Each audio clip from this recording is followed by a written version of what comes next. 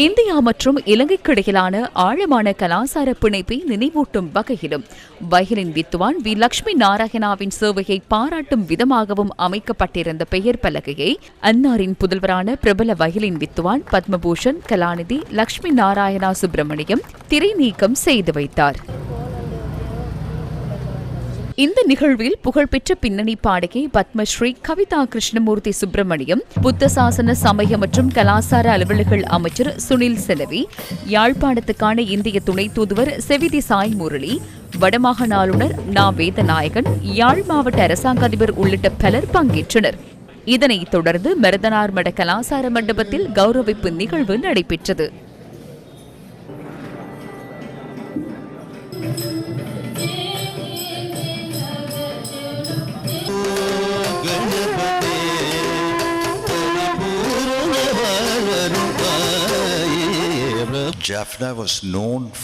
அக்காலத்தில் யாழ்ப்பாணம் பரதநாட்டியம் மற்றும் நாதஸ்வரத்திற்கு பெயர் பெற்றிருந்தது. ஏனென்றால் ருக்மணி தேவி அருண்டீலுடன் பணியாற்ற ஏராளமானோர் வருவார்கள். மேலும் ஏராளமான நாதஸ்வர கலைஞர்கள் வருவார்கள். அக்காலத்தில் சில சிறந்த தமிழ் கலைஞர்களும் யாழ்ப்பாணத்தை சேர்ந்தவர்களாகவே இருந்தனர். அவர்கள் இந்தியாவின் சில பெரிய விழாக்களிலும் சில பெரிய திருமணங்களிலும் குறிப்பாக திரைப்பட கலைஞர்களின் நிகழ்ச்சிகளிலும் பங்கேற்க வரும்போது யாழ்ப்பாணத்திலிருந்து தமிழ் மற்றும் நாதஸ்வர கலைஞர்களை அழைத்து வருவார்கள். அது கலாசார ரீதியாக மிகவும் வலுவாக இருந்தது. இலங்கையர்களாகவும் இலங்கை அரசாங்கமாகவும் அந்த மாபெரும் இசை மேதையின் பெயரில் யாழ்ப்பாணத்தில் ஒரு வீதியை திறந்து வைக்கும் வாய்ப்பை பெற்றிருப்பதில் நாங்கள் பெருமகிழ்ச்சியும் ஆழ்ந்த பெருமையையும் கொள்கின்றோம்.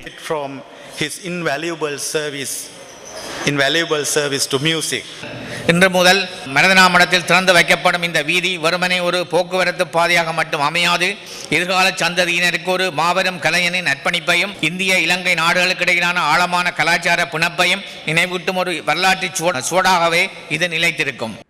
இதேவேளை அமைச்சர் ஹினிதும சுனில் செனவி யாழ்ப்பாணம் பொது நூலகத்துக்கு இன்று விஜயம் மேற்கொண்டிருந்தார். இதன்போது நூலகத்தின் தற்போதைய செயற்பாடுகள், எதிர்கால அபிவிருத்தி திட்டங்கள் மற்றும் கலாசார பாரம்பரியத்தை பாதுகாக்கும் நடவடிக்கைகள் தொடர்பாக விரிவான கலந்துரையாடலில் அவர் ஈடுபட்டார்.